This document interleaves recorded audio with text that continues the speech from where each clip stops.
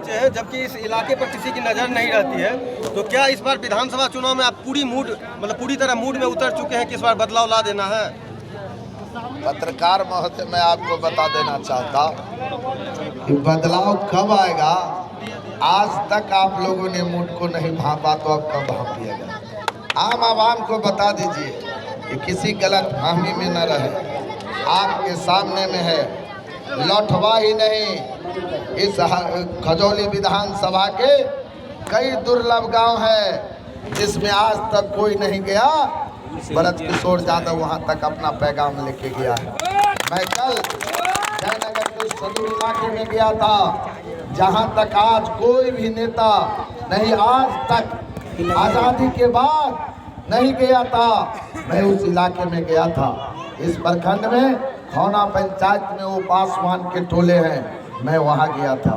यह बदलाव है, बदलाव की राजनीति और परिवर्तन की लहर आप आज देख रहे हैं।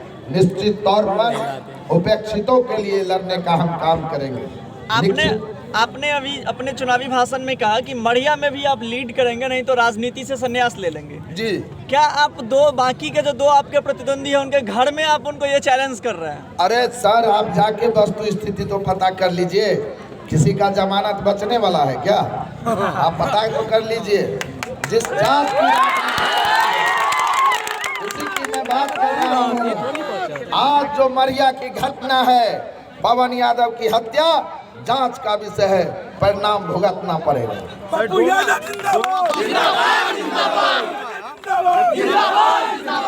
बड़े बड़े नेता अपने आप को रहते हैं, लेकिन जनप्रतिनिधि भी नहीं पहुंचे डोमा पासवान मामले में, और आप उनके न्याय के लिए लड़े।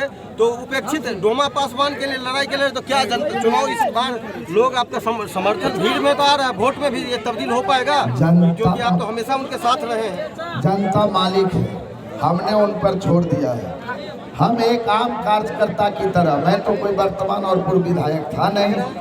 जिस रोज वर्तमान और पूर्व विधायक बन जाऊंगा तो आपके मीडिया के सामने मैं आऊंगा, तो आप लोगों को भी गर्व होगा कि मैं जिस विधायक से बात कर रहा हूँ वह विधायक इस इलाके का मान और सम्मान पटना के विधानसभा के अंदर रखता।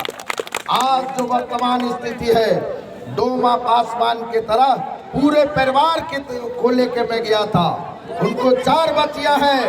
मैं आज से 8 रोज पहले भी मिल के आया हूँ, और आज के सामने में कहता हूँ कि अगर डोमा पासवान की बच्चिया की जब कभी शादी होगा, निश्चित तौर पर उस शादी में अहम भूमिका ब्रजकिशोर यादव करेंगे। राष्ट्रीय अध्यक्ष राजनीतिक उत्तराधिकारी भी घोषित किया है, तो क्या उन पर आप खड़े उतरेंगे उनके उम्मीदों पर, राष्ट्रीय अध्यक्ष की उम्मीदों पर? उत्तराधिकारी उन्होंने आपको घोषित किया। मैं आपको बता दूं, राष्ट्रीय अध्यक्ष अगर सार्थक उनके पुत्र के बाद अगर किसी का दिल में स्थान है, तो मैं उसका पैर छू के नमन करता हूँ। उसका नाम है ब्रजकिशोर। मैं जानता हूँ, मैं अपने राष्ट्रीय अध्यक्ष के दिल के भावना को मैं जानता हूँ। निश्चित रूप से उनका आदेश मेरे लिए सबसे बड़ा कर्म होगा। अभी चुनावी भाषण में राष्ट्रीय अध्यक्ष महोदय ने बहुत सारी बातें कही। 3 साल में बहुत एक अमूलचूल परिवर्तन की बात की है उन्होंने। क्या लग रहा है आपको, ये अमूलचूल परिवर्तन 3 वर्ष में संभव है? क्या आपको लगता है कि गठबंधन और महागठबंधन की तरह जुमला बोलने वाले हैं क्या? आपके सामने में है कि कोरोना में कोई सोचा, कोरोना में सर कोई सोचा, लाखों आदमी से मिला, राजेश रंजन और पप्पू यादव, कोरोना नहीं हुआ। और अमित शाह और अमिताभ बच्चन किसी से नहीं मिला, कोरोना हुआ।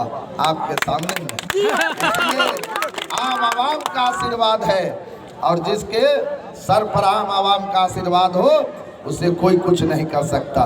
इसीलिए आपने देखा जब पटना में पूरा शासन प्रशासन फैल हो गया, मैं वहां पर सदैव गवाह हूँ।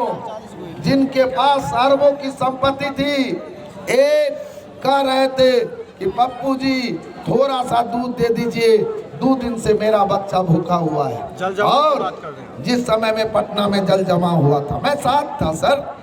और आपको बता दूं, हमारे राष्ट्रीय अध्यक्ष जी ने घूम घूम के पूरा शरीर कोरोना से पीड़ित हो गया। जब यहाँ से गए दिल्ली तो डॉक्टर ने कहा एम्स में कि आप जिंदा कैसे हैं, यही हमको बड़ा आश्चर्य लगता है। इसीलिए कई बार हमने उनको देखा है। हमारे सामने की कई घटनाएं हैं जो विस्तृत आप लोग बैठेंगे तो मैं बताऊंगा, तब निसंदेह आपको लगेगा कि निश्चित रूप से कोई तीसरी शक्ति इनके साथ खड़ा है।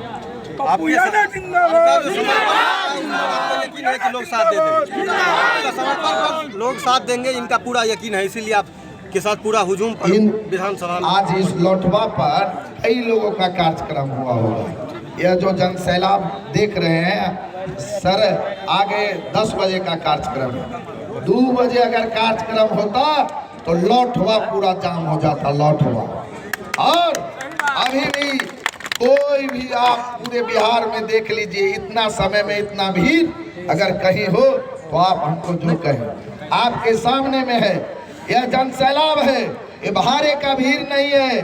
जहाँ जाता हूँ, अब यहाँ से चलूंगा मैं, अभी एक मोटरसाइकिल से अपना मुंह छुपा के आया, अब मैं चल रहा हूँ। आप गिनती कर लीजिए कितना बड़ा काफिला जाएगा।